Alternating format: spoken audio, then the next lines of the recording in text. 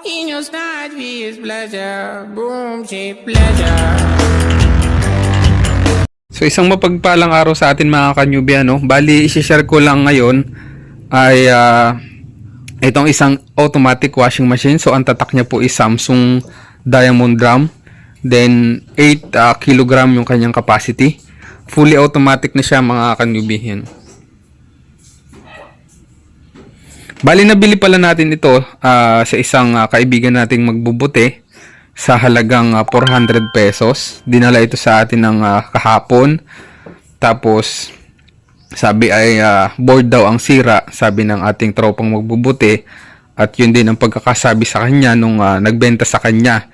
Kaya binenta sa kanya ng 250 pesos. Then binenta sa atin ng 400, no?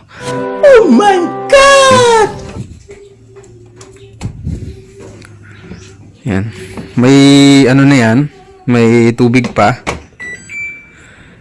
Then sit tayo sa water level. Low lang natin. Then punta tayo sa wash. Yan. So 42 minutes. Then set tayo sa program. So magpa-fasten na lang tayo.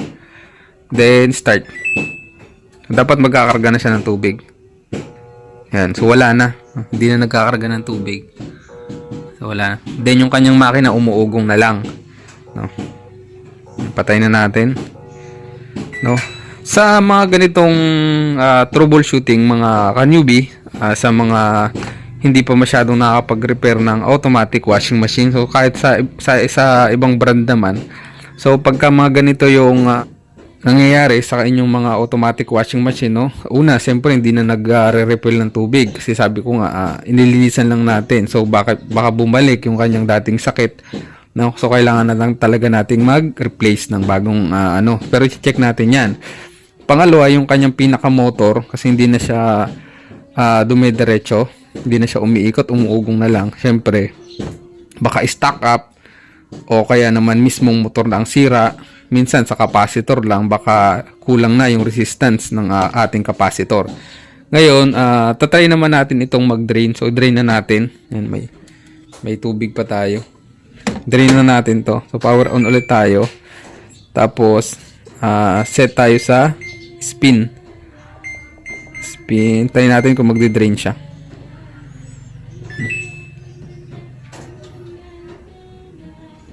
Yan.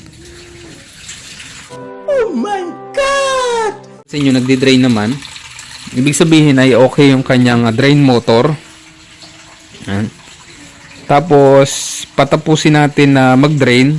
Subukan natin kung mag-i-spin. Antayin natin na mag-spin siya. Kung mag-spin ito mga ka-newbie, ibig sabihin na sa wash ang problema.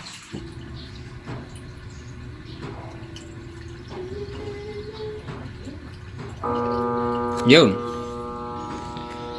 Yan, no? Dapat nag-spin na siya mga ka-newbie. At kung mapapansin, yan, no? Medyo may konting paggalaw yung kanyang pinaka-drum. Nga lang hindi talaga tumutuloy. Sobrang mahina yan. Hindi nyo lang mapansin pero gumagalaw siya ng bahagya. No? So, ibig sabihin, may problema na talaga sa ilalim, no? Mamaya, check natin yan. So, labas lang natin to at i-check natin.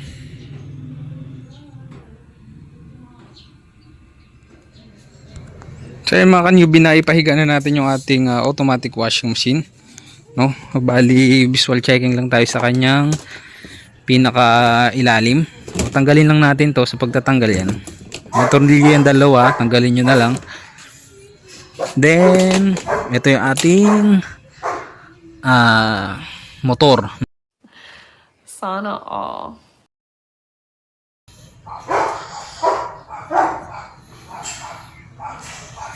So, wala namang nangyayaring stock up. Alisin natin to, yung kanyang pinaka puwitan para makita natin ng mas maliwanag.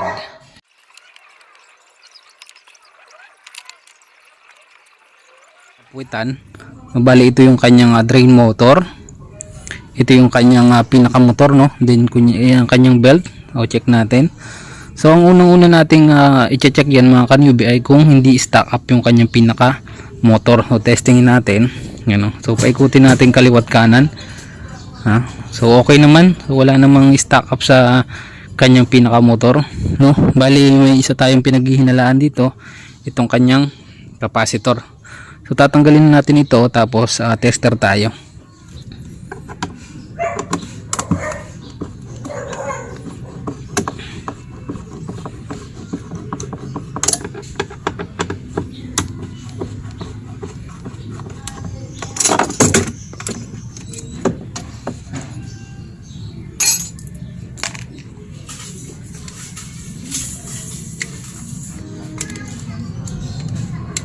Siya, nilalagyan ko lang is gumagano'n pa rin. Hindi na kaya sa langis yun. Parang kalog na eh. Oo. So ito yung capacitor niya mga ka-newbie, ano? Bali bago tayo magkakapit dito sa kanyang capacitor, syempre mag-discharge muna tayo. So, kuha lang kayo ng long nose, o kaya kahit pagka may tester kayo, yung dulo ng ating test prod ay i-discharge na lang yan sa okay na yan. So pwede na nating kapitan yan. So bali ang kanyang capacitor ay 9 UF. Then testing natin to kung makakuha pa tayo ng 9 UF. So sa ating multi-tester mga ka-newbie ay set tayo sa kanyang pinaka UF. So 200 UF yung ating isiset. Yan. Then yung ating positive test prod ay ilipat natin sa milliampere. Yun, oh. 9 UF. Ina natin. So 9 UF siya mga ka-newbie, ah. So kahit wala namang polarity yan. Yun, oh. Kung mapapansin nyo mga ka-newbie, ano, yun, 1.7 na lang yung kanyang capacitance. Then testing natin tong isa, tong ating dryer na capacitor. Testing natin to. So dapat may makukuha tayong 5 UF. So bago to mga ka-newbie, sobrahan nyo tong capacitor natin. Nga lang ngayon dito pwede dito kasi mababa. So 5 saktong, no? So bagong bago pa kasi to 5 UF. Yan.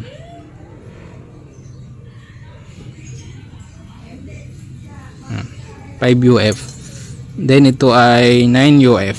So dapat ay 8 point something ang makukuha natin, no? So meaning mga ka-newbie ay capacitor ang problema nito. Ngayon, bago tayo magpasya na capacitor ang problema, kasi itong washing machine na ito mga ka-newbie ay may isa pang problema, no, yung kanyang inlet valve. So hindi siya nagkakarga ng tubig.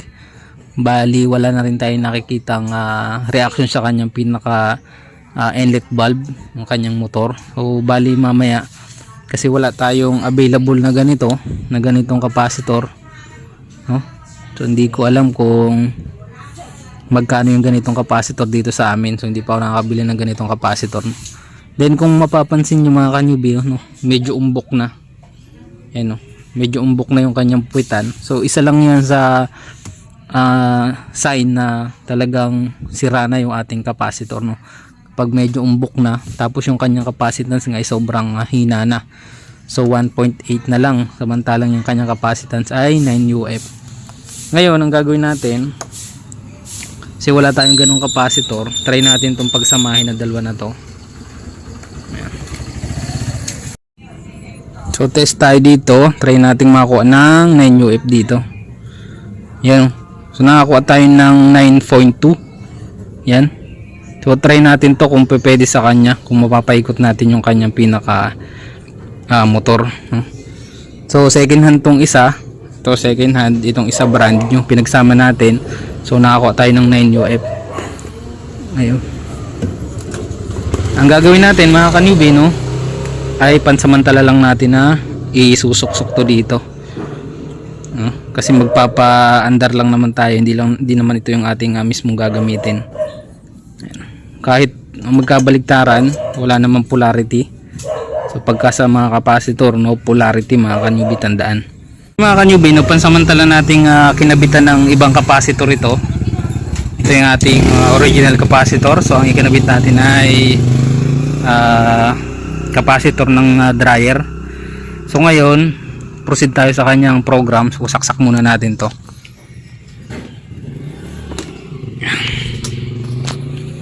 Saksak muna natin, saksak natin.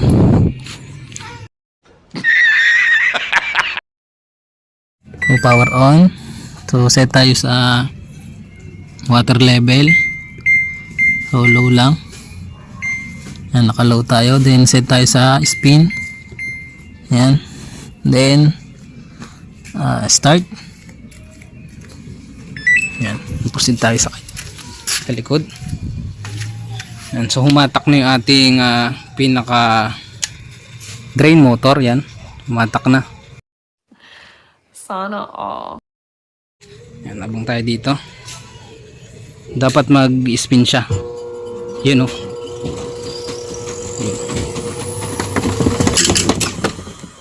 So meaning mga ka-newbie ay capacitor lang ang problema, no? So nakita natin kumaluwag yung ating automatic washing, yung kanyang pinaka tab doon. Then mamaya ang gagawin natin ay ilalagay natin ng maayos yung capacitor, then subukan nating patayuin ito para mas makita natin yung kanyang function. Moments later. So yun mga ka-newbie, bali pansamantala nating sinalpakan ng dalawang capacitor ng ating dryer. No, wala tayo kasing ganitong klaseng capacitor. Saan ba yun? So yun. Wala tayong ganitong klase. No, pansamantala lang para malaman lang natin kung capacitor lang ba talaga ang problema na ito. No? Papatayuin na natin to para mas makita natin kung maganda na yung ikot ng ating pinaka drum.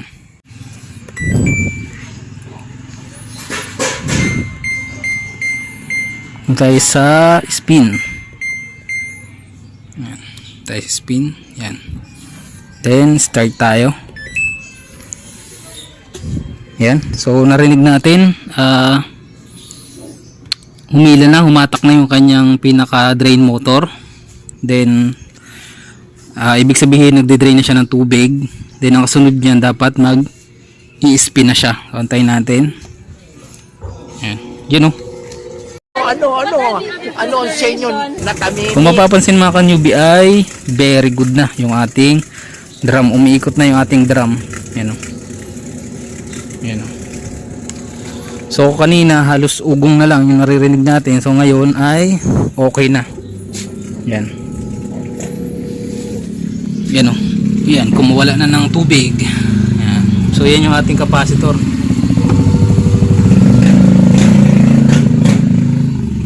So meaning mga ka-newbie ay tama ang ating hinala, no? Capacitor ang sira. So ibig sabihin kanina yung kanyang inlet valve kaya hindi nagkakarga ng tubig ay gawa din dahil weak na yung kanyang capacitor, no? Hindi na siya kayang makapagbigay ng 12 volts dito sa ating inlet valve para magkarga ng tubig. So ngayon ay nakita natin spin na siya. So mamaya tatry natin na salpakan ng hose ulit, tapos magpanibagong check tayo kung magkakarga na siya ng tubig. Then yun lang. So sa halagang 400 pesos, kapag alam mo yung mga ganitong troubleshooting, magkakaroon ka na ng automatic washing machine. So ganun lang kasimple. So ito orderan lang natin sa online habang wala pa tayong pabilhan dito kasi mahirap po yung pyesa ng automatic dito sa amin sa Bulacan. Bali mag-order tayo sa online, no? So ganun lang mga ka-newbie, at sana sa munting tutorial na ito ay nabigyan ko kayo ng konting kaalaman patungkol sa mga automatic washing machine, no? Kahit sa ang brand ganun ang sitwasyon ay syempre laging uunahin natin i-check yung washing machine, no? So paalala lang din to dun sa ating mga customer na nakaka-encounter ng maganditong problema, then ipapacheck up sa ibang technician. So dapat maging aware tayo kasi hindi lahat ng technician ay nagsasabi ng totoo. Baka mamaya ay mahatulan tayo ng motor na sira, no? So dapat aware din tayo na kapag ganun yung mga pinapakitang reaksyon ng ating mga automatic washing machine ay capacitor lang po ang pinaka problema niya, no? So nakita nyo naman, so maganda na yung kanyang ikot, huh? Yan. So ganun lang ka newbie at muli salamat sa inyong suporta at sa panonood.